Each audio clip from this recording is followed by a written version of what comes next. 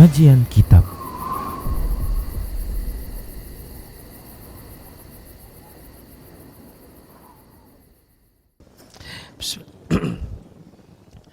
Assalamualaikum warahmatullahi wabarakatuh. Innal hamdalillah nahmaduhu wa nasta'inuhu. Alhamdulillah. Yahdikumullah.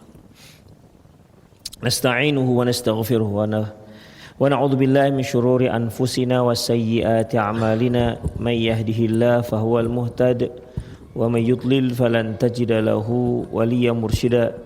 Asyhadu an la ilaha illallah wahdahu la syarika lah wa asyhadu anna Muhammadan abduhu wa rasuluh alladzi la nabiyya ba'dah. Wa qala Allah subhanahu wa ta'ala, ya ayyuhalladzina amanu taqullaha haqqa tuqatih wa la tamutunna illa wa antum muslimun. Ya ayyuhalladzina amanu taqullaha wa qulu qawlan sadida yuslih lakum a'malakum wa yaghfir lakum dhunubakum. Wa may yuti'illaha wa rasulahu faqad faza fawzan 'azima. Ya ayyuhan nasu taqu rabbakumul ladzi khalaqakum min nafsin wahidah wa khalaqa minha zawjaha wa batha minhuma rijalan katsiran wa nisaa'a wattaqullaha alladzi tasaaluna bihi wal arham innallaha kana 'alaikum raqiba. Amma ba'du, inna astaqal hadithi kitabullah wa khairal hadi hadi Muhammad sallallahu alaihi wasallam wa syarrul umur muhdatsatuha wa kullu muhdatsatin bid'ah wa kullu bid'atin dhalalah wa kullu dhalalatin finnar. Ikhwah, kita masih di bab qaulullahi ta'ala wa minan nasi may yattakhidhu min dunillahi andada yuhibbunahum ka hubbillah. Di antara orang-orang ada yang menjadikan sekutu-sekutu bagi Allah dan mereka mencintai sekutu tersebut seperti mereka cinta kepada Allah Subhanahu wa ta'ala. Kita sudah bahas bahwasanya kecintaan yang terkait dengan Allah ada yang mahabbatullah, ada yang mahabbatu fillah, ada yang mahabbatu ma'allah. Kecintaan cinta kepada Allah, kemudian ada yang cinta karena Allah, ada yang cinta bersama dengan Allah. Artinya ada yang dia cintai selain Allah, tetapi kecintaannya itu sama seperti kecintaan dia kepada Allah. Inilah kecintaan yang dilarang, mahabbatu ma'allah. Kita sudah bacakan beberapa hadis yang dimana Syekh Muhammad bin Abdul Wahhab menguatkan bab ini dengan beberapa hadis. Kemudian di antara hadis yang beliau sebutkan yaitu hadis yang muttafaqun alaih yang diriwayatkan oleh Imam Bukhari Muslim. An Anas bin Malik radhiyallahu anhu, dari Anas bin Malik radhiyallahu anhu, qala Rasulullah sallallahu alaihi wasallam, Rasulullah sallallahu alaihi wasallam bersabda, "Thalathun man kunna fihi wajada fi bihinna halawatal iman." Ada tiga hal di mana barang siapa tiga perkara tersebut ada pada dirinya, maka dia akan merasakan manisnya iman. Kemudian apa saja yang tiga itu? Ayyakunallah wa rasuluh ahabba ilaihi mimma siwahuma, yaitu Allah dan Rasulnya lebih dia cintai ketimbang selain mereka berdua. Artinya dia mencintai Allah dan Allah dan Rasulnya lebih dia cintai ketimbang yang lainnya. Wa ayyuhibbal mar'a la yuhibbuhu illa lillah. Yang kedua, dia tidak mencintai seseorang kecuali dia mencintai karena Allah. Yang ketiga, wa ayyakraha ayyauda fil kufri ba'da an anqadhahu Allahu minhu. Yang ketiga yaitu dia sangat benci kembali kepada kekufuran setelah Allah Subhanahu wa ta'ala menyelamatkan dia dari kekufuran tersebut. Kama yakrahu ayyuqadhafa finnari, sebagaimana dia membenci kalau dia dicampakkan ke dalam neraka, ke dalam api. Wa fi riwayatin, dalam satu riwayat, la yajidu ahadun halawatal iman. Dengan lafaz seseorang tidak akan mendapatkan manisnya iman hatta hingga. Kemudian hingganya di sini disebutkanlah tiga hal tersebut, yaitu lebih mencintai Allah dan Rasulnya ketimbang yang lain, mencintai seseorang karena Allah, yaitu dan kemudian dia sangat tidak ingin kembali kepada kekufuran. Ikhwah rahimallahu wa iyyakum. Ketika Rasulullah sallallahu alaihi wasallam menyebutkan salasun man kunna fihi wajada bihinna halawatal iman. Ada 3 hal yang apabila pada diri seseorang ada, dia dapati itu, maka dia akan mendapatkan dan merasakan manisnya iman. Ikhwah, kalimat salasun ya, ini merupakan salah satu metode Rasulullah sallallahu alaihi wasallam dalam mentransfer ilmu kepada para sahabat agar tidak ada poin-poin yang lupa. Oleh karena itu beliau sebutkan bilangan 3 sebelumnya. 3, berarti kalau ada yang menghafal hadis ini yang dia dapati hanya 2, berarti ada tinggal 1 lagi, ada miss yang 1 lagi belum terdapat. Karena diawali hadis ini dengan 3. Salasun mangkunna fihi wajada bihinna halawatal iman. Ada 3 hal. Mereka yang mendapatkan hal ini pada dirinya, dia akan merasakan manisnya iman. 3 hal. Demikian ikhwah. Ini salah satu cara beliau untuk mentransfer ilmu supaya tidak ada yang lupa. Dan ini sering beliau lakukan. Seperti misalnya sab'un yudhilluhumullahu fi yaumil la dhilla illa dhilluh. Ada 7 orang yang nanti akan mendapatkan naungan dari Allah Subhanahu wa taala. Yudhilluhumullahu fi yaumil yudhilluhumullah, yang akan Allah berikan naungan fi yaumil la dhilla illa dhilluh, di hari yang tidak ada naungan kecuali hanya naungan Allah. Berarti setelah itu dia harus menyebutkan 1, 2, 3, 4. Kalau ada yang kurang berarti ada yang lupa gitu. Karena sudah ada bilangan 7. Demikian ikhwah. Jadi ketika dia menyebutkan 1, 2, 3, 4, ternyata masih 6, berarti ada 1 yang ketinggalan. Itu ikhwah. Jadi ketahuan kurang atau tidaknya. Seandainya tak disebutkan angka di belakang, tidak ada penyebutan angka, maka orang-orang akan akan ada yang 1 yang kehilangan, yang terhilang dari hadis tersebut. Beliau juga seperti menyebutkan hakul muslim 'alal muslim sittun. Nah, gitu dia. Hak seorang muslim terhadap muslim yang lain ada 6. Tuh. Penyebutan angka ini ikhwah, itu tidak bisa ditolerir penyebutan angka. Sehingga orang itu lebih mudah untuk menghafalnya. Demikian ikhwah rahimallahu wa iyyakum. Ada juga penyebutan angka itu li ta'abbudi. Seperti idza walaqal kalbu fi ina'i ahadikum falyaghsilu sab'a marrat ulahunna biturab. Apabila seekor anjing menjilat bejana kalian, maka hendaklah dia cuci 7 kali ulahunna biturab, salah satunya dicampur dengan tanah. Artinya penyebutan 7 itu ta'abbudi. Tidak bisa 5, tidak bisa 6, ya. Dia harus 7. Demikian ikhwah. Baik. Salasun man kunna fihi wajada bihinna halawatal iman. Ada 3 hal. Barang siapa yang mendapatkan hal ini pada dirinya, maka dia akan merasakan manisnya iman. Ikhwah, dari hadis ini sudah sangat jelas bahwasanya ini menunjukkan bahwa iman itu ada rasanya. Ya. Iman itu ada rasanya. Tapi untuk mendapatkan rasa manisnya, dia memiliki syarat dan ketentuan yang berlaku. Harus ada. Jika salah satu tidak ada, maka dia tidak akan merasakan manisnya iman tersebut. Terkadang disebutkan wajada fihi, terkadang disebutkan dzaqa, disebutkan lidzatul iman, kelezatan iman. Dia akan merasakan kelezatan iman. Kalau di sini halawatul iman, manisnya iman. Tapi ingat, manisnya iman di sini jangan kita samakan seperti manisnya gula, manisnya sirup, atau manisnya madu misalnya. Beda di sini karena iman itu sebuah kata-kata yang sifatnya abstrak. Iman, dia kata benda tapi abstrak, bukan konkret. Maka bentuk manisnya juga akan berbeda. Ya. Manis di sini bisa maknanya dia mendapatkan ketenangan iman, kematangan iman dan seterusnya ikhwah. Intinya dia akan merasa manisnya iman tersebut.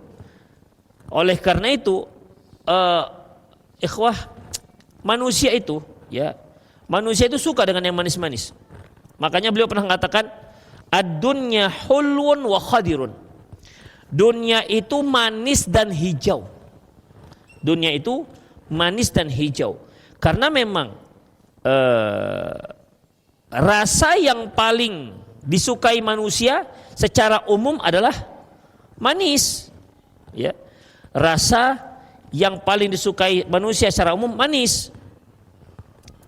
Walaupun ada orang-orang yang nggak suka manis karena diabetes misalnya, tapi sebelum dia kena diabetes suka nggak dengan yang manis? Umumnya suka dengan yang manis. Makanya Rasul mengatakan ad-dunya hulwun. Dunia itu manis. Satu lagi, itu kan terkait dengan lidah. Sekarang terkait dengan mata. Apa yang paling disukai oleh mata? Itu warna hijau. Ya, yang paling disukai mata itu adalah warna hijau. Makanya kalau kita misalnya ingin melihat pemandangan yang indah-indah, bisa dipastikan yang dilihat adalah yang berwarna hijau. Itu ikhwah, bukan padang pasir. Itu udah kuning dia.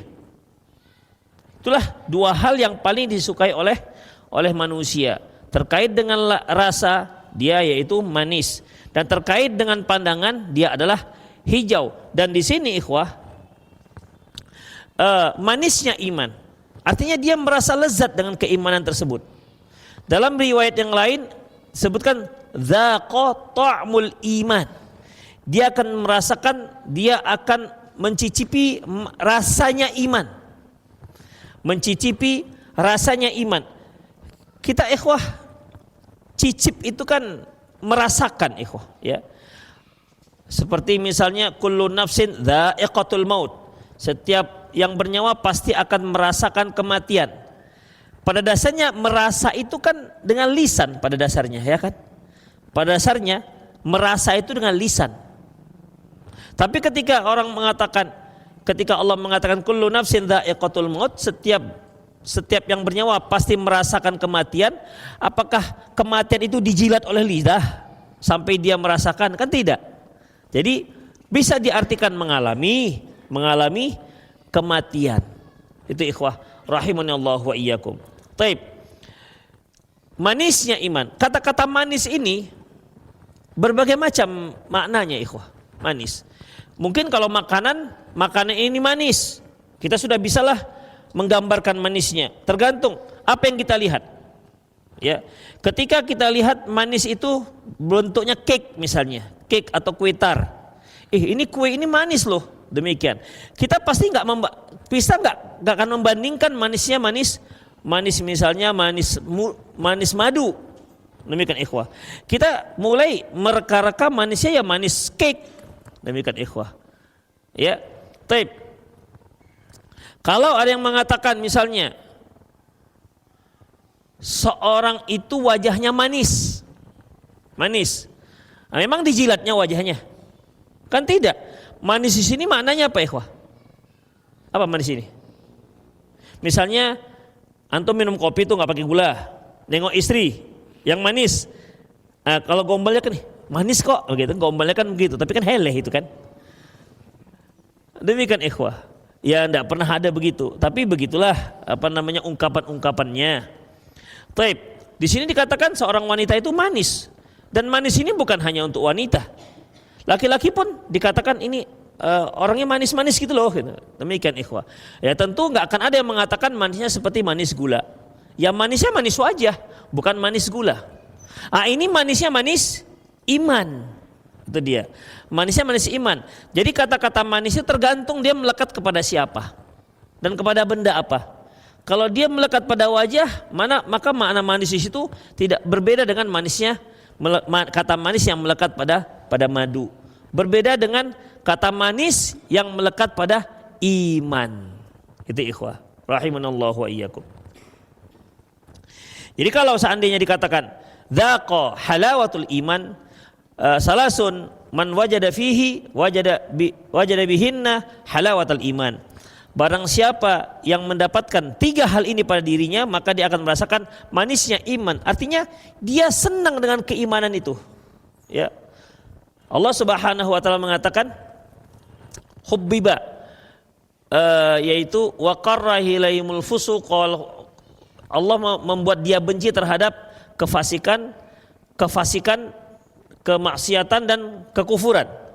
Artinya hubbiba ilail iman. Dia dibuat mencintai keimanan. Orang yang ketika dia sudah merasakan keimanan itu, manisnya iman, maka pengaruh kepada dirinya adalah dia mudah melakukan ketaatan. Itu artinya mudah melakukan kebaikan. Karena apa? Karena ketika dia melakukan sebuah kebaikan, dia merasakan manisnya iman itu. Beda halnya dengan orang-orang yang tidak memiliki keimanan atau keimanan masa kurang. Setiap dia melakukan kebaikan, maka dia akan merasakan berat melakukannya. Demikian, berat dia melakukannya. Sehingga setiap kali dia melakukan satu ibadah, inginnya itu dia akan segera menyelesaikan ibadah tersebut. Rasulullah SAW ketika beliau sholat, hatta tawarat qadamah, sampai kedua kakinya bengkak, Aisyah bertanya, Anda itu sudah diampuni dosanya yang lalu yang akan datang, kenapa kok sampai seperti bengkak begini? Rasulullah mengatakan, afala akunu abdan syakura, aku itu ingin menjadi seorang hamba yang bersyukur. Dan memang sholat itu, kata Rasulullah, sebagai qurratu ain, sebagai penyejuk mataku, membuat aku tenang. Itulah sebabnya ikhwah, Rasulullah Shallallahu Alaihi Wasallam bisa beliau berlama-lama sholat. Terus dia merasakan ketenangan di sana. Beliau merasakan manis di sana. Demikian. Beliau tidak ingin segera menyelesaikan sholatnya, karena beliau sedang merasakan manisnya iman, sedang bermunajat kepada Allah Subhanahu wa Ta'ala. Makanya kalau kita misalnya sedang berkomunikasi dengan seseorang yang kita cintai, kita yakin tidak akan mungkin hanya semenit 2 menit. Pasti akan pembicaranya itu akan panjang. Terkadang pembicaraan pun hal-hal yang receh. Tapi kita menikmati pembicaraan itu. Ya. Kita menikmati pembicaraan itu, walaupun nggak penting kali pun pembicaraan itu, ya dibuatlah judul-judul berikutnya supaya pembicaraan itu terus continue. Kenapa? Kita tenang bersama dia ketika kita berbicara dengan dia, ketika kita berkomunikasi. Kenapa? Dia adalah orang yang kita cintai, orang yang kita sayangi. Demikian ikhwah. Rasulullah Shallallahu Alaihi Wasallam beliau adalah Innallaha ittakhadhani khalila kama ittakhadha Ibrahim khalila. Allah telah menjadikan aku sebagai kekasihnya sebagaimana Ibrahim telah jadi kekasih Allah Subhanahu wa taala. Itulah sebabnya Rasulullah SAW bisa berlama-lama. Kita kan belum bisa berlama-lama sholat. Ya kan? Belum bisa berlama-lama sholat. Itu karena apa ikhwah? Belum mendapatkan halawatul iman. Belum mendapatkan halawatul iman. Kalau kita mau ukur seberapa keimanan kita, coba lihat apa yang kita baca ketika kita sholat di rumah, itu aja. Apa yang kita baca ketika sholat di rumah. Kalau memang pilihan-pilihan kita memang pendek-pendek, yang segitulah. Surat-surat pendek, memang segitulah keimanan kita. Kalau di masjid kan nggak ada pilihan, ya kan? Paling kalau imamnya agak-agak bacanya sampai 3 lembar, agak menggerutu lah sedikit. Lama kali pun imamnya. Udah capek, begitulah. Ada yang padahal mau pergi kerja segala macam. Padahal ikhwah, bisa nggak kita bisa lupa waktu ketika kita berkomunikasi dengan orang yang kita cintai? Bisa kan? Bisa itu ikhwah. Demikian. Jadi dalam masalah ini ikhwah rahimanallahu wa iyyakum, manisnya iman tersebut bisa dirasakan. Ya, manisnya iman bisa dirasakan dan dia punya rasa tersendiri yang membuat seseorang itu menjadi betah untuk berbuat baik, menjadi betah untuk beribadah kepada Allah Subhanahu wa taala. Itulah ikhwah rahimanallahu wa iyyakum. Perbuatan baik apapun, termasuk berbakti kepada orang tua. Ya, termasuk berbakti kepada orang tua.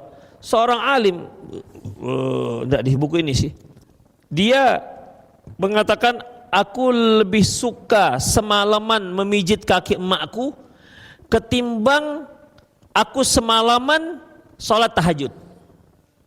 Itu dikarenakan sayangnya dia dengan ibunya dan menunjukkan bakti dia kepada ibunya. Itulah ikhwah. Ya.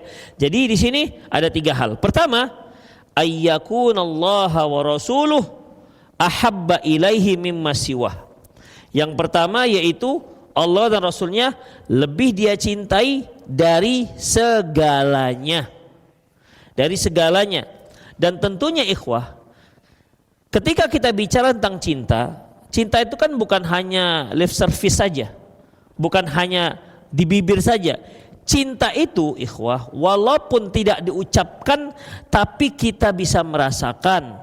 Dan orang yang kita cintai akan melihat bahwasanya dia mencintai kita, kita mencintai dia, walaupun tanpa kata-kata. Demikian ikhwah. Ya, seorang istri atau seorang anak, dia akan lihat bagaimana sayang ayahnya kepada dia, walaupun ayah tidak pernah mengatakan sayang. Ya kan? Kayak yang sering bilang sayang itu kan misalnya ibu lah, mana sayang, jangan begitu ya sayang ya. Itu kan biasanya begitu ibu. Kalau bapak-bapak kan jarang-jarang yang mengucapkan sayang. Paling kalau teman kantornya lah dibilang sayang. Demikian ikhwah. Tapi kalau anaknya itu kan jarang dikatakan sayang kalau bapak-bapak. Tapi si anak tahu, nampak dari gelagat-gelagat si ayah, dari dari gerak-gerik si ayah, tahu si ayah itu menyayangi dia. Walaupun tidak dikatakan sayang.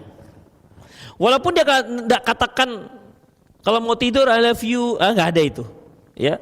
Tapi dia bisa menilai. Karena sayang itu ikhwah bukan hanya ucapan, tapi dia tindak tanduk, gerak gerik.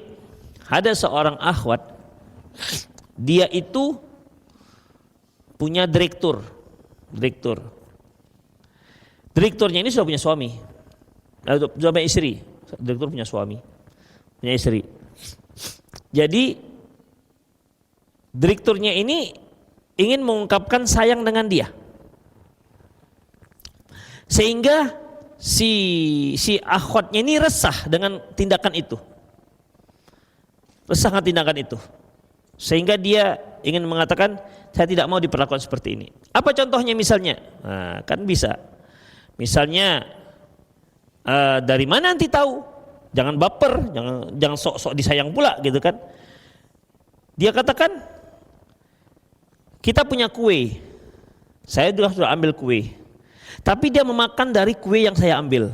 Nah itu dia. Itu kan gerak-gerik ikhwah. Apalagi kira-kira tindakan-tindakan menunjukkan sayang. Apa Yan kira-kira Yan? Nggak ada. Gimana? Ngantar pulang. Ya, ngantar pulang. Kalau kita ngantar istri pakai mobil, ketika dia turun dibukakan pintu. Ya kan? Itu kan tanda sayang. Satu syarat, yaitu jangan sampai dia dikarenakan ada seorang profesor, dia kagum dengan seorang suami, ketika dia mengantarkan istrinya selalu dibukakan pintunya. Udah setahun dia lihat, wah ini masya Allah khidmat kepada istrinya. Ketika ditanya, masya Allah kamu sayang kali nggak istrimu? Bukan begitu sih, bukan begitu Prof, karena pintu ini nggak bisa dibuka dari dalam. Memang tapi kan lumayan lah orang menilai sayang gitu kan. Rupanya memang kan memang ada pintu mobil nggak bisa dibuka dari dalam kan, dari luar baru bisa. Oh begitu. Tapi lumayan lah dia dapat husnuzon dari si profesor. Tindakan-tindakan begitu kan menunjukkan sayang walaupun nggak ada ucapan sayang di situ. Demikian ikhwah rahimani Allah wa iyyakum. Baik. Jadi ketika kita katakan kita mencintai Allah dan Rasulnya lebih daripada segalanya, itu perlu ada aplikasinya, tidak hanya sebutkan itu. Makanya ikhwah, berapa banyak kaum muslim mengatakan cinta Rasulullah, cinta Rasulullah, cinta Rasulullah, bahkan salawat kemana-mana, bahkan salawat itu didendang-dendangkan, salawatnya dijoget-jogetkan. Ikhwah, permasalahannya adalah ketika kita mencintai seseorang dan kita ingin dicintai oleh orang tersebut, maka kita harus pelajari apa saja yang dia cintai. Itu ikhwah. Jangan asal-asalan kita menerka-nerka, menebak-nebak kira-kira dia suka ini. Allah dan Rasulnya juga punya syarat sehingga kita dicintainya. Seperti Allah mengatakan, qul in kuntum tuhibbunallah, apalagi lanjutnya, fattabi'uni. Allah mengatakan, ya Muhammad, katakan kepada mereka, kalau kalian mencintai Allah, fattabi'uni, ikuti aku. Itu persyaratan cinta kepada Allah Subhanahu wa taala, ikuti Rasulullah. Fattabi'uni yuhibbukumullah. Ikuti aku, maka Allah akan mencintaimu. Ada bonus yang lain, apa itu? Yaghfir lakum dzunubakum. Allah akan ampuni juga dosamu. Demikian ikhwah. Jadi sayang cinta kepada kepada Allah ada persyaratannya. Dia harus mengikuti sunnah Rasulullah sallallahu alaihi wasallam. Berarti kalau ada orang yang katanya cinta kepada Allah tapi tidak pernah ada semangat untuk menaikkan, mengamalkan, mengaplikasikan sunnah Rasulullah, itu berarti cintanya cinta palsu. Hanya ucapan-ucapan saja, hanya ucapan cinta di dalam nyanyian-nyanyian saja. Tidak sebenarnya. Demikian ikhwah. Karena cinta itu perlu sebuah aplikasi. Ya, perlu perbuatan. Tidak hanya sekedar diucapkan. Tapi ikhwah, kalau untuk para istri terkadang perlu diucapkan. Perlu diucapkan. Antum udah punya istri? Belum, Mas. Kasihan. Punya? Seminggu berapa kali bilang sayang? Hah? Perbuatan, Masya Allah, paten kali. Gak perlu diucapkan. Perbuatan, apa perbuatan kira-kira? Hah? Diperhatikan aja. Perhatikan dia masak gitu ya.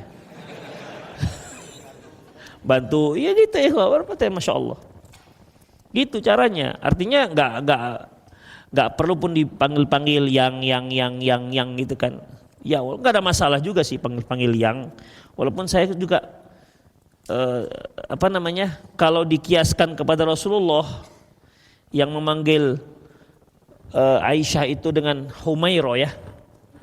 Humairah itu apa artinya? Yang kemerah-merahan, apanya? Pipinya yang kemerah-merahan. Itu kan salah satu panggilan sayangnya Rasulullah. Ada satu lagi panggilan cute, panggilan imut-imutnya. Ya Aish.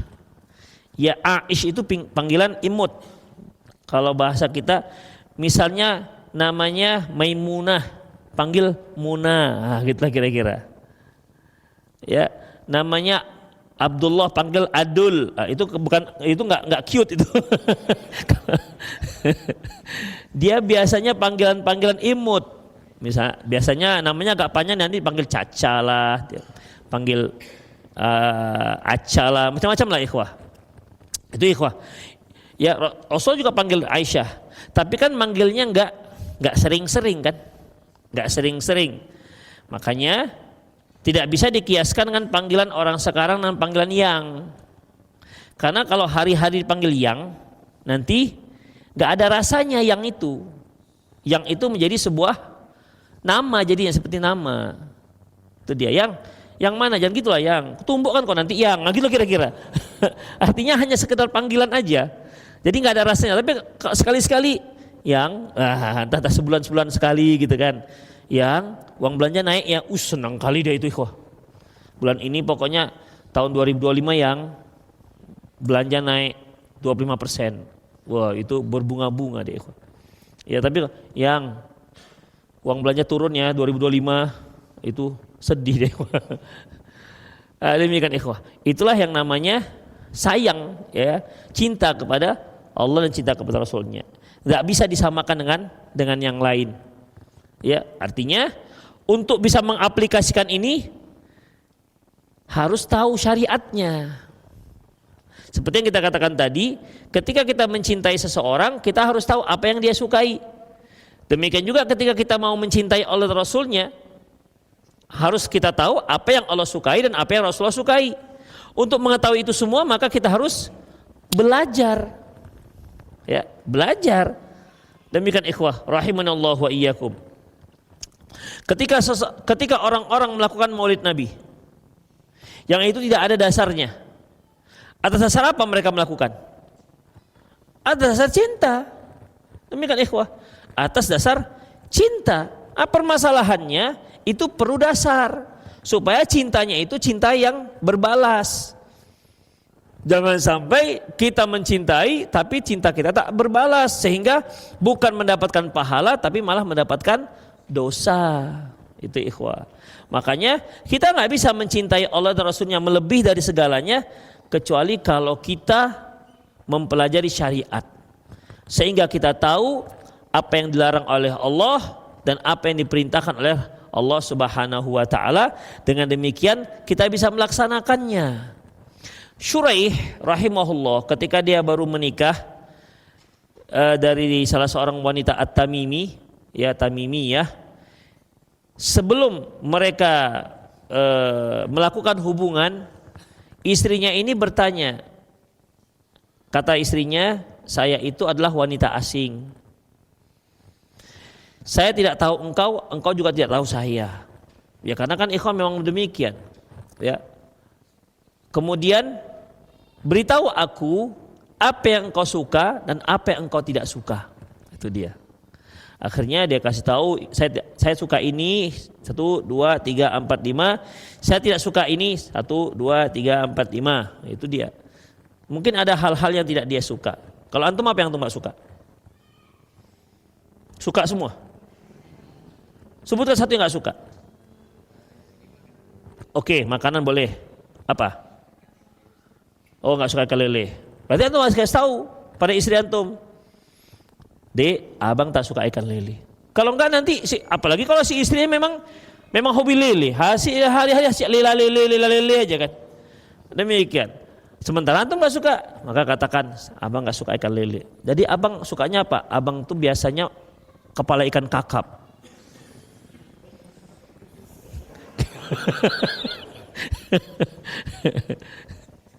Demikian ikhwah rahimanallah wa iyyakum.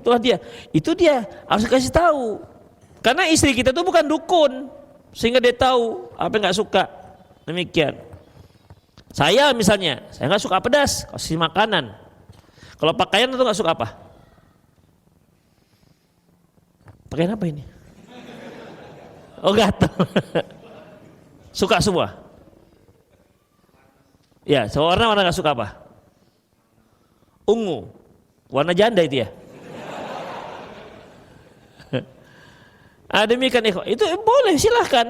Nah, dari sisi pakaian, misalnya si suami, abang nggak suka kalau kamu pakai lingerie misalnya. Antum tahu pakai lingerie?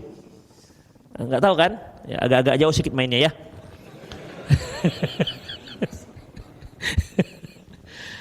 Demikian ikhwah. Misalnya, ya makanan saya nggak suka ini, begitu ikhwah, kasih tahu apa yang nggak suka. Tapi jangan terlalu banyak kali apa yang nggak suka. Kalau ini Dek, abang alergi. Kalau ini abang nggak suka. Kalau ini jangan, ini bisa muntah abang. Jadi apa yang nggak suka, abang suka apa gitu. Itu ikhwah. Ya, jadi itulah dia. Baru dikasih tahu lah oleh Syuraih rahimahullah. Sebut 1, 2, 3. Kemudian dia tanya lagi, bagaimana dengan kunjungan-kunjungan ipar? Maksudnya adik-adik si istri gimana? Boleh nggak main-main setiap hari di situ? Kata Syuraih, saya tidak suka sering-sering dikunjungi oleh ipar. Maka saya kasih tahu. Dan jangan baper ya, jangan baper. Ini masih baru nikah sudah nggak boleh awak berkunjung. Tapi nggak apa-apa, itu merupakan keterbukaan yang insya Allah akan menjadi sesuatu yang akan membawakan sakinah mawaddah warahmah dalam sebuah rumah tangga. Setelah itu dilaksanakan oleh istrinya. Apa katanya? Kata Syuraih kepada muridnya, saya menikah selama 20 tahun, tidak pernah aku lihat ada kekurangan pada istriku ini, kecuali 1 kali pernah aku tegur, dan itu pun aku yang salah. Luar biasa kan? Demikian ikhwah. Ya, istri seperti itu karena suaminya Syuraih, gitu masalahnya. Karena suaminya Syuraih. Syuraih itu kan seorang qadi di negaranya. Orang alim dan masya Allah, ya itu ikhwah. Makanya kita nggak bisa menyatakan Allah dan Rasulnya lebih kucintai ketimbang apapun. Anda tahu nggak apa yang dicintai oleh Allah dan apa yang dibenci oleh Allah? Itu ikhwah. Jadi harus dengan menuntut ilmu itulah baru bisa kita mengetahui apa yang Allah sukai dan apa yang tidak Allah Subhanahu wa taala sukai. Kemudian wa ay yuhibbal mar'a la yuhibbuhu illa lillah. Dia tidak mencintai seseorang kecuali dikarenakan Allah. Termasuk kita mencintai istri juga harus karena Allah, bukan karena yang lain-lainnya. Demikian ikhwah. Jadi ketika kita mencintai seseorang, memang pada dasarnya harus karena Allah, tidak boleh karena yang lain-lainnya. Tidak boleh dikarenakan gantengnya dia, tidak boleh dikarenakan kayanya dia, tidak boleh dikarenakan dia sering mentraktir kita. Enggak. Ya, tapi dikarenakan Allah. Demikian ikhwah. Dikarenakan Allah. Karena orang yang mencintai karena Allah inilah yang nanti akan bisa tetap bersama di akhirat kelak. Allah mengatakan al-akhillau ba'duhum yawma idzin aduwwun illal muttaqin. Al-akhillau ba'duhum li ba'din aduwwun. Dan orang-orang yang memiliki teman-teman akrab semasa di dunia nanti akan menjadi musuh dengan sebagian yang lain. Illal muttaqin, kecuali orang-orang yang bertakwa. Orang-orang yang bertakwa, pertemanan dia nanti sampai hari akhirat. Demikian ikhwah, bertemu di hari akhirat, bertemu dia di surga, ala sururim mutaqabilin, duduk di atas dipan saling berhadap-hadapan dan mereka saling bercerita, kamu gimana perjalananmu, ceritalah ikhwah, meninggalnya gimana, di mana alam barzakhnya, begitu. Nanti dia akan ingat, oh si fulan gimana ya, oh tuh sayang dia nyangkut di neraka, begitu ikhwah. Dia akan cerita ya pengalaman-pengalaman mereka. Makanya mencintai karena Allah ya, ini juga harus ketahui apa yang harus dilakukan. Jangan sampai dia mencintai karena Allah tapi dengan cara yang dimurkai oleh Allah Subhanahu wa taala. Setelah itu dia mencintai karena yang lainnya boleh. Misalnya dia mencintai temannya pertama ya karena Allah, karena akhlaknya bagus, rajin membantu, taat kepada orang tua, kelihatan ya. Selebihnya dikarenakan mungkin dia pintar misalnya, kita sering nanya-nanya pelajaran ke dia, boleh silakan. Tapi yang pertama itu harus cintanya karena Allah Subhanahu wa taala. Karena kalau kita mencintai tidak karena Allah, itu akan cepat luntur. Ya, akan cepat luntur. Kemudian ikhwah, wa ayyakraha ayyauda fil kufri, dan dia sangat membenci untuk kembali kepada kekafiran ba'da anqadhahu Allahu minhu, setelah Allah Subhanahu wa taala selamatkan dia dari kekafiran. Kama yakrahu ayyuqadhafa finnar, sebagaimana dia tidak suka kalau dicampakkan ke dalam api. Begitulah dia tidak suka juga untuk kembali kepada kekufuran. Demikianlah ikhwah rahimanallahu wa iyyakum, 3 hal yang disebut dengan salasun mangkunna fihi wajada bihinna halawatal iman. Ada 3 hal, barang siapa yang memilikinya, melakukannya, maka dia akan rasakan manisnya iman. Tumbuh manis iman itu dia akan rasakan.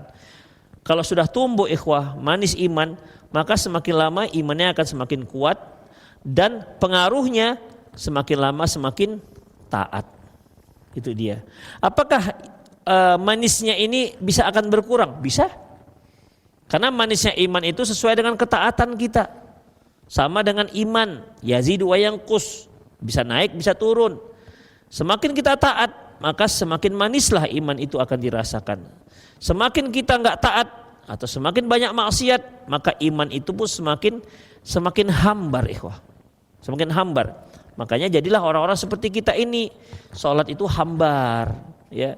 Yang penting ya sudahlah, udah selesai melakukannya, assalamualaikum selesai, udah hambar. Tidak merasakan manisnya sholat itu, ya tidak merasakan manisnya sholat. Apalagi kalau khusyuk itu sangat sulit sekarang ini, ya satu hal yang langka. Karena ketika kita sholat itu selalu ada saja judul-judul yang masuk.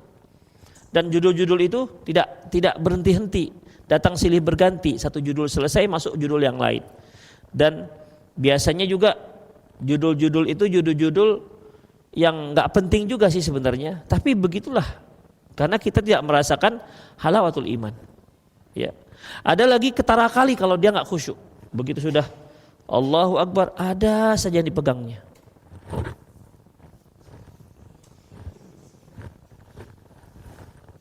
nggak khusyuk, ya, gerak sana gerak sini, demikian ikhwah. Itu menunjukkan ketidakkhusyukan.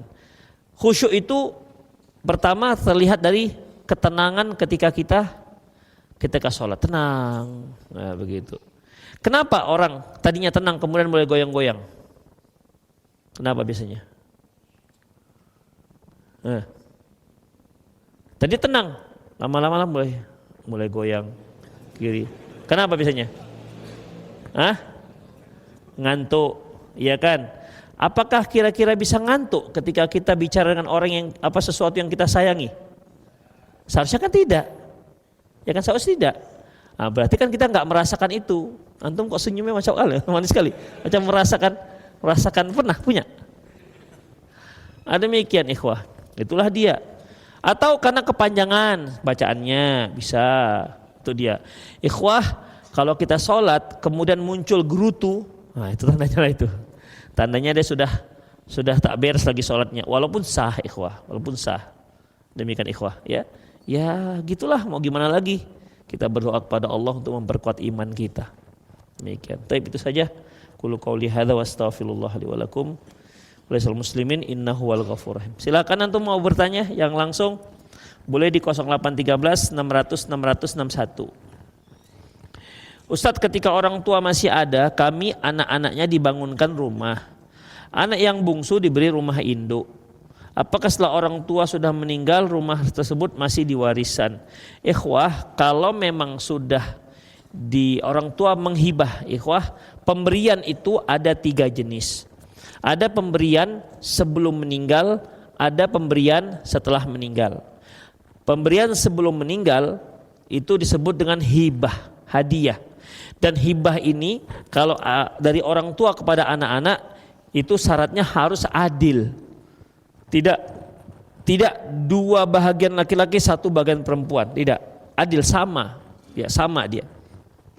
Makanya ikhwah, ada memang para ulama yang menyebutkan kalau hibah itu berarti tetap 2 bagian laki-laki. Jadi kalau laki-laki dapat 2 rumah, 1 perempuan, perempuan dapat 1 rumah. Tapi yang rojih tidak demikian. Untuk hibah itu adil, artinya sama, ya, sama. Baik. Kemudian pemberian setelah meninggal ada disebut dengan wasiat. Wasiat ini pemberian kepada yang bukan ahli waris. La wasiyata li ahli waris. Tidak ada wasiat untuk ahli waris. Yang kedua, tidak boleh lebih daripada 1/3. Barulah sisanya itu pemberian itu dikatakan warisan. Itu ikhwah, warisan. Baik, kalau dia sudah orang tua sudah memberi anaknya 1 rumah misalnya, ya. 1 rumah berarti itu namanya hibah. Dah, tinggal nanti ketika orang tua meninggal, sisa hartanya itulah yang akan dibagi-bagikan sebagai warisan. Demikian, ya. Ya kalau si adik dapat rumah induk kemudian itu jadikan waris, berarti nggak dapat dong jatahnya apa yang telah diberikan. Hanya saja memang ikhwah sekarang ini, ya, sekarang ini kalau antum ada pemberian dari orang tua, ya, dari orang tua, segera ada hitam di atas putih supaya tidak terjadi pertengkaran. Sering terjadi pertengkaran hanya omong-omong aja. Jadi kata mama kemarin ini rumah untuk saya. Kata kakaknya, siapa bilang? Mana buktinya? Iya, dia katakan iya untuk saya ini rumah ini. Nah, demikian. Jadi memang pada dasarnya kan manusia itu yang bisa dipegang ucapannya. Dulu kan gak ada cerita tulis-tulis. Tulisan itu kan belakangan datangnya. Awalnya kan ucapan semua. Karena lama-kelamaan ucapan itu tidak bisa dipercaya, sulit mempercayainya, akhirnya ada tulisan. Demikian ikhwah. Bahkan tulisan pun terkadang tak bisa dipercaya. Ya kan? Apalagi sekarang ini. Bisa orang itu meniru-niru tulisan. Tak bisa dipercaya. Sempat kita kalau waktu dulu-dulu ada kertas segel, ya. Dulu ada kertas segel. Udah disegel pakai materai, sudah sah. Sekarang udah nggak laku. Sekarang harus pakai notaris. Begitu ikhwah. Semakin lama semakin ketat karena sulitnya dipercaya. Kadang-kadang hari ini kita bilang A, besok bisa berubah jadi B. Hari ini saya kasih, besok tak jadi. Demikian ikhwah. Makanya para istri yang dikasih suaminya rumah segala macam, segera BBM kan langsung. Jangan tunda-tunda besok. Besok nanti nggak jadi katanya, gimana? Demikian. Walaupun kalau hukum positif Indonesia tidak boleh suami memberikan rumah kepada sang istri. Kenapa demikian? Karena rumah suami itu rumah istri kalau menurut peraturan Indonesia. Demikian. Makanya masa sih yang punya rumah dikasihkan kepada yang punya rumah? Nah, gitu lah kira-kira. Kan nggak bisa. Kalau yang punya diberikan kepada yang tidak punya. Demikian. Itu rumah istri. Masa dikasihkan kepada istri? Memang sudah punya dia. Makanya kan ikhwah, kalau antum beli tanah kemudian antum mau jual, tanda tangan siapa di situ dibubuhkan? Antum dan istri. Walaupun antum beli tadinya nggak ada ikut-ikut istri, tapi ketika menjual harus ada tanda tangan istri. Demikian ikhwah. Ini dulu waktu kami beli ini kalau macam, ketika menjual yang sana itu samping gudang, ketika kita menjual akhirnya istri ikut menandatangani. Demikian ikhwah, ikut, itulah dia. Tapi dalam Islam enggak. Dalam Islam dia sudah bisa diberikan hadiah kepada istri.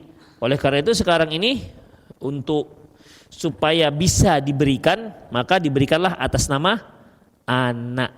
Nah itu dia biasanya. Kalau ke anak boleh, ya. Antum punya rumah 5 misalnya, kasih ke anak bisa. Tapi kok istri nggak bisa. Itu ikhwah.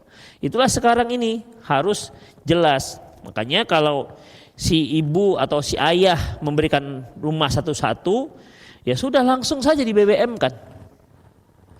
Tapi terkadang anak ini malu, belum meninggal kok ayah udah minta-minta, gitu-gitu. Padahal kan judulnya kan diberi. Maka segera saja supaya tak terjadi pertengkaran. Itu ikhwah, ya, supaya jelas urusannya. Taib, itulah ikhwah rahimanallah wa iyyakum. Jadi kalau dia ketika orang tua masih ada, kami anak-anak dibangunkan rumah, anak yang busuk diberikan rumah induk, ya sudah, berarti kan artinya berarti kan sudah diberi rumah-rumah. Udah. Nanti yang jadi warisan sisa hartanya yang dibagi-bagi sesuai dengan ilmu faraid. Allahu a'lam bishawab. Bagaimana hukumnya menerima setoples kue dari teman yang beragama Kristen dalam rangka memperingati hari rayanya? Setoples kue, tengok toplesnya toples apa? Dan kuenya kue apa? Ya itu dulu. Artinya ini kuenya kue halal apa tidak? Itu maksudnya. Kalau kuenya kue yang halal, ikhwah rahimanallah wa iyyakum, Allahu a'lam bissawab. Ya Allahu a'lam bissawab, kalau menerima terima saja. Terima saja. Jangan ditolak, terima saja.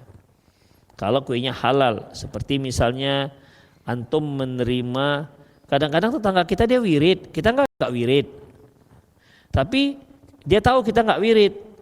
Lontongnya sampai ke rumah kita. Terima apa enggak? Terima ikhwah, terima. Oh maaf Pak, ini lontong bid'ah gitu. Astagfirullah, lontong bid'ah, ada pula lontong bid'ah. Terima. Demikian ikhwah. Ya, enggak apa-apa insyaallah. Bukan berarti itu menunjukkan kita itu setuju dengan Natalnya, enggak. Itu enggak. Apa hukumnya? Kecuali kalau antum yang memberi. Ya, dalam rangka hari raya dia antum beri. Nah, itu baru enggak boleh. Apa hukum jual beli yang mana kita jual bukan berupa barang melainkan langganan kedai atau toko yang biasa kita masukkan? Itu pun kita jual karena kita sudah tidak berdagang lagi. Jadi pelanggan, dia jual pelanggan. Allahu alam kalau ini ikhwah. Karena transaksi itu kan harus jelas apa yang dijual. Ya, harus jelas apa yang dijual. Misalnya ini, ikhwah. Saya punya pabrik kecil-kecilan lah, kerupuk jange misalnya. Saya punya pabrik kerupuk jange. Kemudian saya jual inilah saya jual lah nih. Semua saya jual. Kerupuk ini semua dengan kuali-kualinya. Termasuk juga misalnya dengan pegawai-pegawainya. Kan bukan berarti antum jual pegawai. Udah semua itu antum tinggal ownernya saja, mereka sudah tahu kerja. Sekaligus dengan pelanggan-pelanggannya. Demikian. Tapi sebenarnya itu bukan jual pegawai kan? Bukan jual pegawai. Kalau itu insya Allah nggak ada masalah, karena artinya antum bukan jual pegawai. Antum menjual sebuah perusahaan yang sudah ternama, yang punya nama di kalangan-kalangan tertentu. Itu kan beda ikhwah. Antum punya merek, bisa merek biasanya. Antum punya konveksi misalnya jilbab muslimah dengan merek A. Dan merek A ini sudah terkenal di Nusantara. Banyak pelanggannya. Antum menjual produk ini. Nih bajunya jual kok semua dengan pelanggan-pelanggannya. Include lah di situ. Itu boleh. Demikian. Pasti akan berbeda jika antum menjual brand yang baru antum buat. Pasti akan beda harganya. Karena yang ini sudah dikenal dan ini belum dikenal. Demikian ikhwah. Jadi sebenarnya harga barangnya itu yang antum jual berbeda, lebih mahal dikarenakan dia sudah punya nama. Itulah dia. Tapi kalau antum jualan kemudian saya kalau masukkan barang kede itu, ini saya jual semua ke antum, berapa mau beli? Nah itu nggak boleh. Gimana antum jual begitu? Itu ada kakak itu, itu saya masukkan situ. Nih. Di Jalan Jati ini ada 10. Nah itu saya jual, antum yang masukkan. Allahu a'lam bishawab, saya nggak tahu ini boleh kebolehannya, karena nggak jelas. Yang dijual itu apanya? Apanya sekarang yang dijual? Demikian. Nanti begitu ini ada 11 pelanggan saya di sini. Begitu kita mau masukkan barang yang sama, aduh Bapak, kami nggak jual ini lagi. Ternyata tinggal 1. Gimana? Berarti kan nggak jelas ikhwah. Jadi kalau hanya seperti itu Allahu a'lam nggak boleh. Ya, tidak dibolehkan. Kalau itu yang dimaksud. Kalau bukan itu Allahu a'lam. Ada yang langsung? Ya.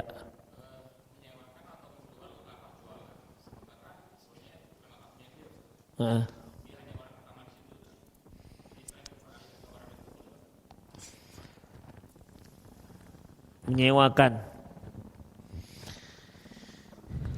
Mungkin dia karena orang pertama di situ ya, dan PS tempat gitu ya, PS tempat udah biasa jualan di situ, kemudian dijual ke yang lain, menyewakannya. Boleh nggak disewakan? Allahu alam. Pertama itu bukan punya dia, yang kedua bukan hak dia juga, nggak tahu lah saya itu. Bagaimana dengan sebagian orang Islam yang merasa manisnya iman padahal mereka amalkan tidak ada tuntunannya, mereka sangat khusyuk melakukan amalan tersebut karena ketakwaan. Ikhwah rahimanallah wa iyyakum, kalau dia merasakan manisnya itu bukan manisnya iman ikhwah, bukan manisnya iman. Walaupun dia merasa iman dan khusyuk di situ. Sekarang saya tanya ikhwah. Orang pergi ke dukun ya untuk satu permasalahan. Dan permasalahannya selesai di dukun tersebut. Bisa diselesaikan oleh dukun tersebut. Sakitnya pergi kemana-mana sampai ke Amerika sana, gak sembuh-sembuh. Pergi dia ke dukun fulan. Dukun fulan ini cukup dengan mengunyah bengle, dikunyahnya bengle, disemburnya ke hidung kawan, sembuh. Nah sekarang permasalahannya, berarti dukun itu benar? Kan tidak, itu bukan standar. Ya, itu bukan standar ikhwah. Rahimunallah wa iyyakum. Misalnya lagi seorang sakit susah dapat obatnya kecuali obat yang satu ini. Tapi obat ini obat yang haram. Ya. Dan sudah banyak orang yang coba obat yang haram ini sembuh. Demikian ikhwah. Padahal Rasulullah katakan sesungguhnya Allah Subhanahu wa taala tidak menjadikan yang haram itu sebagai obat. Kenyataannya sembuh, banyak yang sembuh. Lantas apakah yang haram ini menjadi halal? Tidak. Demikian ikhwah. Jadi sebagai standar benarnya itu bukan kenyataan yang muncul, tetapi kebenaran yang ada, yaitu Quran dan Sunnah Rasulullah Sallallahu Alaihi Wasallam. Demikian ikhwah. Jadi kalau seorang bisa saja dia melakukan sebuah kebid'ahan dan dia khusyuk melakukannya. Ketika seorang melakukan sesuatu dengan sunnah, dia nggak khusyuk, diganggu setan. Diganggu setan aja dia. Tapi ketika seorang melakukan kebid'ahan, dibiarkan setan. Kenapa? Udah setan kok dia. Itu dia nggak usah diganggu-ganggu lagi kan? Kenapa diganggu-ganggu lagi? Memang dia salah. Itu ikhwah rahimanallah wa iyyakum. Ada orang yang melakukan perbuatan maksiat dan dia merasa benar. Dia merasa sedang berjuang. Nah, demikian ikhwah. Sehingga dia merasakan manisnya itu, padahal dia bukan sedang berjuang. Dan itu tidak dibolehkan. Misalnya dia merampok orang kaya dan dibagi-bagikan kepada fakir miskin misalnya, ya kan? Mungkin dia menganggap itu sebuah kebenaran. Jadi gimana? Boleh enggak? Ya syariat kita itu menyatakan tidak boleh. Walaupun orang-orang miskin merasa sudah terbantu dengan aksinya dia itu. Itulah ikhwah, ya Allahu a'lam bishawab. Tetap standarnya itu bukan apa yang dirasa. Kan banyak ikhwah, kadang-kadang kita dapat WA. Tahu kita nih WA ini enggak jelas. Enggak jelas dari mana benar dan tidaknya. Tapi ketika kita baca, merinding bulu kuduk kita. Merinding bulu kuduk kita, meleleh, mata kita mulai berkaca-kaca. Terbawa dengan berita yang ada yang kita baca, atau terbawa dengan ceramah seseorang, ceramah pendek, merinding. Terus kita katakan, waduh, ini betul ceramah Bapak ini. Apa dalilnya? Merinding bulu kuduk. Masa merinding bulu kuduk? Bulu kuduk sebagai standar benar tidaknya. Kalau bulu kuduk yang merinding jadi benar, roll itu aja digesek-gesek roll. Berunding bulu kuduk itu. Demikian. Ya, jadi kebenaran itu bukan bulu kuduk. Imam Ahmad pernah mendengar cerita seorang qussos, tukang cerita yang banyak dia seorang ahli bid'ah. Imam Ahmad mendengarnya, menangis. Ya menangis, waduh dia memang pintar dia menceritakan sesuatu. Menangis Imam Ahmad mendengarnya.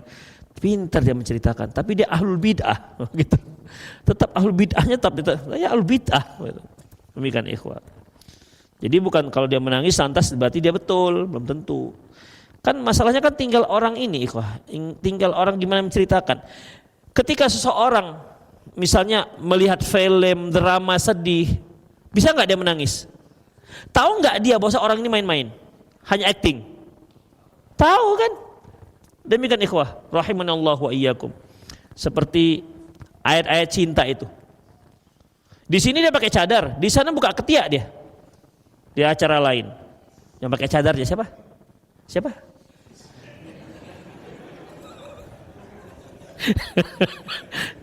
Udah mulai was-was ini, takut kejebak. Demikian. Di sana dia pakai cadar, di sini dia buka ketiak, artinya pakai tank top. Tahu ini dia hanya acting saja. Tapi terpengaruh nggak orang dengan ceritanya itu? Sangat terpengaruh. Sampai ada mama-mama, saya sudah 5 kali nih melihat film ini masih saja terasa bergetar hati. Hele. Demikian ikhwah. Ya jadi itu bukan sebagai standar benar dan tidaknya. Apa hukumnya mendengar ceramah khutbah Jumat pada saat sholat Jumat ahli bid'ah?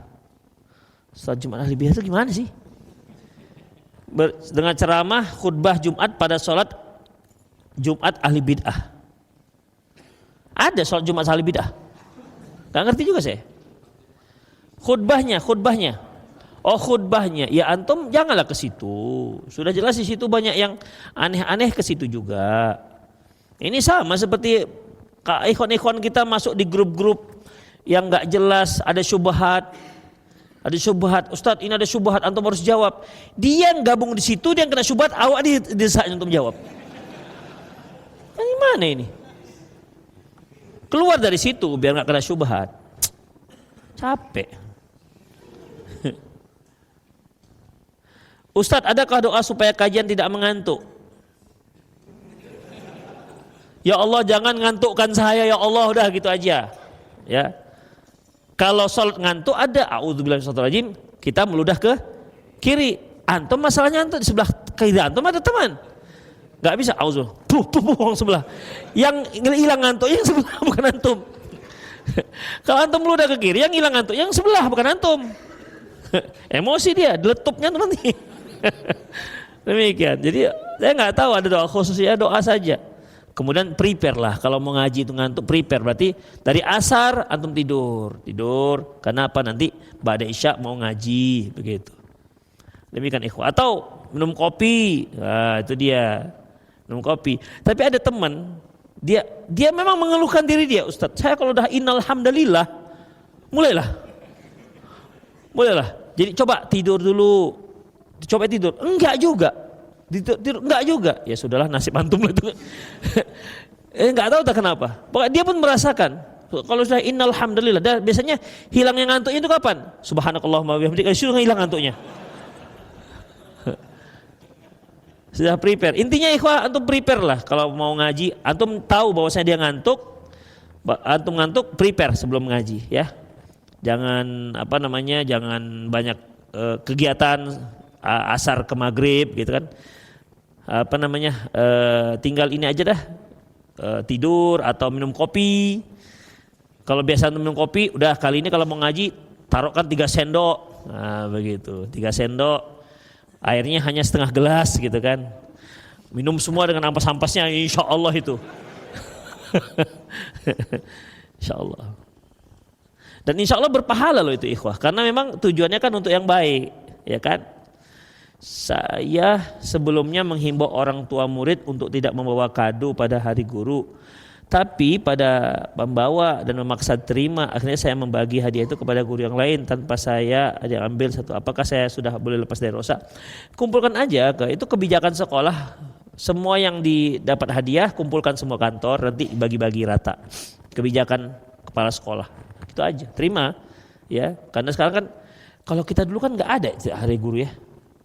Dulu waktu saya sekolah tuh nggak ada hari guru. Sekarang kan tambahan hari-hari apa lagi? Hari guru aja. Hah? Hari bapak? Ada hari bapak? Ada hari bapak. Mengada-ngada. Hari ayah ada? Enggak diperingati di sekolah? Enggak, itu. Dulu kan kita nggak ada hari guru. Hari apa? Hari santri. Oh sekarang ada hari santri ya, itu bagi pesantren. Ada juga hari santri ya. Hari wali santri yang ada di situ. Hari santri, hari guru, hari santri, hari wali santri, kan ada hari security kan ada juga tuh.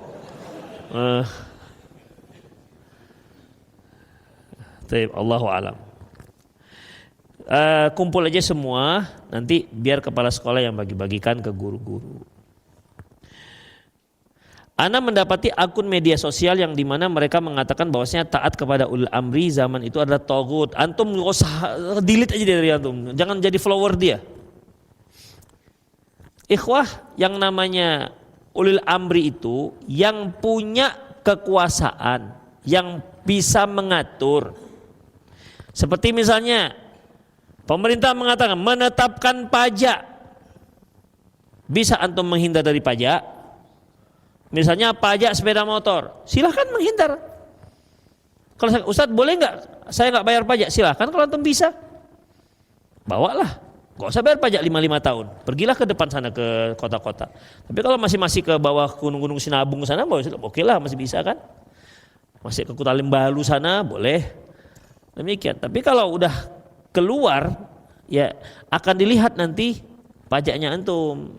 Demikian. Mau nggak mau harus bayar kan. Misalnya nggak boleh didenda kalau terlambat gitu kan. Mau nggak antum bayar? Boleh nggak kita nggak bayar dendanya? Boleh nggak kita nggak bayar dendanya? Pada dasarnya boleh, bisa apa enggak? Ya kan nggak bisa. Demikian. Udahlah pasrah aja lah, ya, bayar aja lah udah. Daripada antum togut kan nggak jelas, ya. Taib, kemudian terakhir. Saat ini apakah ada hadis yang diriwayatkan dengan riwayat yang bersanad? Beberapa hari yang lalu saya mendengar ada seorang ustadz meriwayatkan hadis. Orang tersebut mengatakan aku meriwayatkan sebuah hadis yang hadis tersebut bersanad sampai Rasulullah SAW. Apakah benar demikian?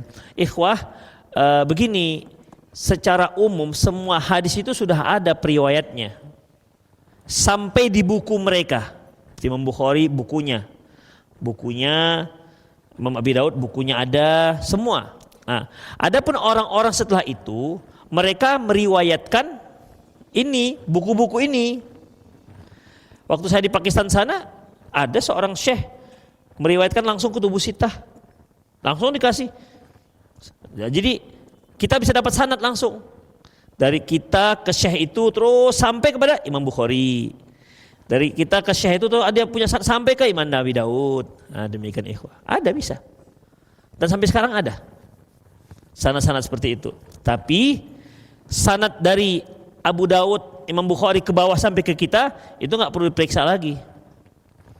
Kalau diperiksa, udahlah si berdoif karena semua gara-gara dari Bukhari ke sana lah sahih sampai ke kita jadi maudhu dia karena nggak bisa menjadi kriteria orang yang meriwayatkan sanad yang sahih. Demikian. Jadi nanti yang menjadikan hadis dhaif dan sahih itu dari yang punya buku Abu Daud ke atasnya itu yang diperiksa. Tapi kalau Abu Daudnya ke bawah sampai ke kita itu nggak diperiksa lagi. Jadi ada sanadnya, bisa. Antum juga kalau mau bisa. Demikian ikhwah. Di STDI Imam Syafi'i biasanya ada ini pembacaan hadis Abu Daud, nanti dikasih sanad dari syekhnya itu sampai ke Rasulullah. Tapi artinya nanti sampai ke Abu Daud, nah itu dia. Abu Daud nanti sampai ke Rasulullah. Yang Abu Daud sampai Rasulullah itu diperiksa sahih dengan sahihnya. Tapi dari Abu Daud ke kita, nah itu nggak perlu diperiksa lagi, karena jelas akan dhaif dia. Karena ketat yang namanya persyaratan hadis itu sahih. Demikian ikhwah, semoga bermanfaat. Aku qouli hadza wa astaghfirullah li wa lakum wa lisal muslimin innahu wal ghafurur rahim. Subhanakallah wa bihamdik asyhadu an la ilaha illa anta astaghfiruka wa atubu ilaik. Wa akhiru da'wana alhamdulillahi rabbil alamin. Assalamualaikum warahmatullahi wabarakatuh.